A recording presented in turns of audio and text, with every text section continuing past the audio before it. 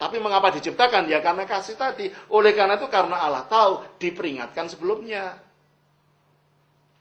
Jangan makan itu ya, supaya kamu tidak mati, gitu kan? Diperingatkan. Ya, setelah ternyata manusia tidak mau dengarkan Allah, yang salah ya bukan Allah, karena Allah tidak pernah membohongi. Allah sudah memberitahu efeknya, dampaknya kalau sampai manusia ini melanggar. Jadi kalau gitu Allah tetap menciptakan karena manusia diciptakan tujuannya untuk dikasihi. Tapi dan Allah tahu bahwa risiko diciptakan menurut kehendak bebas adalah bahwa manusia bisa jatuh dan akhirnya menimbulkan kejahatan. Tetapi masalahnya Allah tidak pernah menipu manusia. Kejahatan itu betul-betul berada pada kesalahan manusia karena Allah sudah memperingatkan sebelumnya. Jelas ini ya? Ya. Nah, selama ini kita taunya buah itu adalah buah apel. Jadi bukan. Dari mana Alkitab mengatakan itu? Nggak ada kata itu buah apel. Mungkin buah sawo. Film-film. Oh ya, film. Film bukan Alkitab. Ya toh? Ya. Jelas ya? Jelas. Ya, oke. Lalu kenapa di dunia ini, Dokter, Tuhan menciptakan ada orang bodoh, orang pintar, orang kaya, orang miskin? Mengapa kita dibedakan?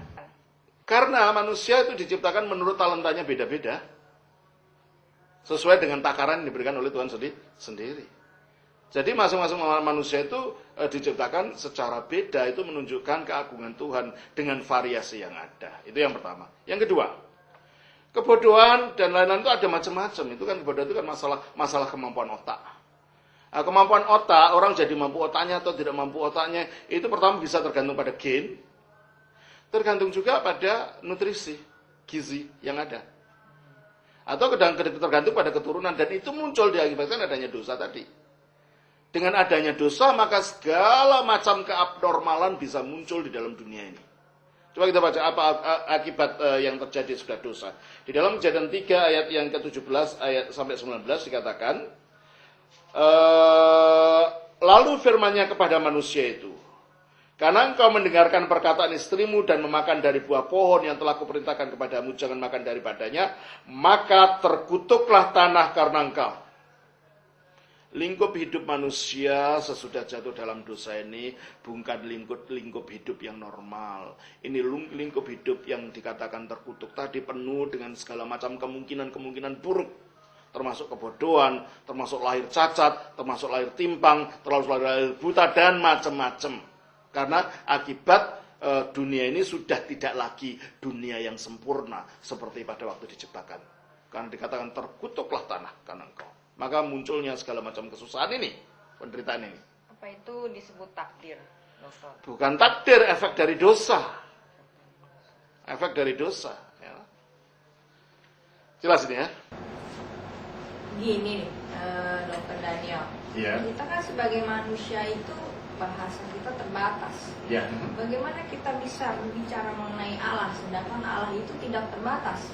Ya. Di dalam teologi zaman purba yang berkembang di Gereja Timur, itu ada satu pendekatan teologi tentang Allah yang disebut sebagai pendekatan apopatika. Apopatika, artinya pendekatan yang membukankan. Artinya Allah itu bukan laki-laki, Allah itu bukan perempuan, Allah itu bukan banci, Allah itu ya Allah. Sehingga dengan demikian kita tidak mendefinisikan Allah. Kita beri tempat kepada Allah. Ya memang maksud saya, kita beri tempat kepada Allah sebagaimana Dia adanya. Kita tidak hendak membatasi Allah dengan bahasa-bahasa yang kita miliki. Di dalam gereja barat, yang waktu itu gereja barat adalah berpusat di Roma, gereja timur berpusat di 4 pusat, yaitu di Konstantinopel, yang sekarang Turki, di Istanbul, Turki, di Antioquia, di gereja Syria, di Alexandria di Mesir, dan di Yerusalem di Palestina, yaitu Israel. Itu adalah gereja-gereja timur. Yang di barat itu pusatnya di Roma. Nah, gereja barat sejak zaman Thomas Aquinas terutama memberikan definisi Allah secara deskriptif yang disebut sebagai teologi katapatika. Berarti Allah itu begini, Allah itu begini, Allah itu begini. Tapi secara filsafat, Tapi bagaimana Allah bisa digambarkan seperti itu adalah sesuatu hal yang sulit. Oleh karena itu, di dalam pendekatan gereja timur pada zaman purba, ada pendekatan yang disebut pendekatan apopatika, yang menegaskan bahwa Allah pada esensinya tidak bisa dijelaskan. Ayat-ayat yang digunakan untuk menegaskan bahwa memang Allah dalam dirinya sendiri tidak bisa dijelaskan. Itu kita baca di dalam 1 Timotius pasal yang kita baca 1 Timotius pasal yang ke-6, ayatnya yang ke-16 sampai 17 dikatakan demikian. 1 Timotius pasal yang ke-6 ayatnya 16 dan ayat 16 sajalah. Dialah satu-satunya yang tidak takluk kepada maut, bersemayam dalam terang yang tak terhampiri. Seorang pun tak pernah melihat dia, dan memang manusia tidak dapat melihat dia. Baginya lah hormat dan kuasa yang kekal. Amin. Di dalam ayat ini dikatakan bahwa Allah itu bersemayam dalam terang, bukan dalam tempat terang, ya.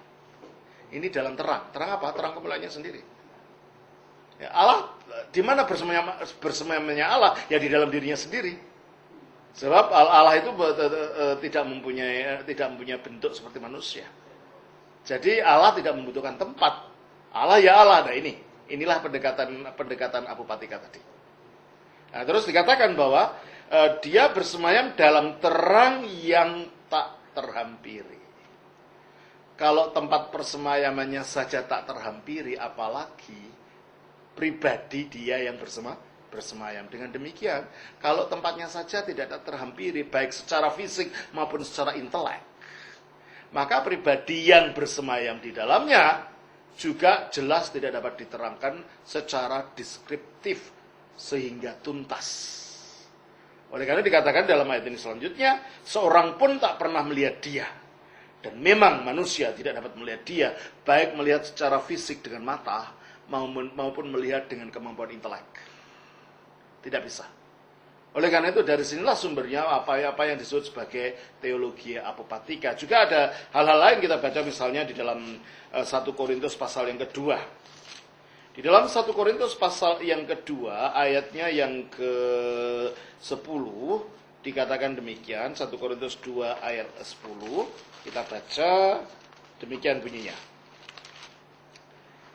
2 ayat 10. Karena kepada kita Allah telah menyatakannya oleh roh, sebab roh menyelidiki segala sesuatu, bahkan hal-hal yang tersembunyi dalam diri Allah. Jadi ada hal-hal yang tersembunyi dalam diri Allah yang kita tidak tahu. Yang memang tidak bisa didefinisikan dengan kata-kata deskriptif.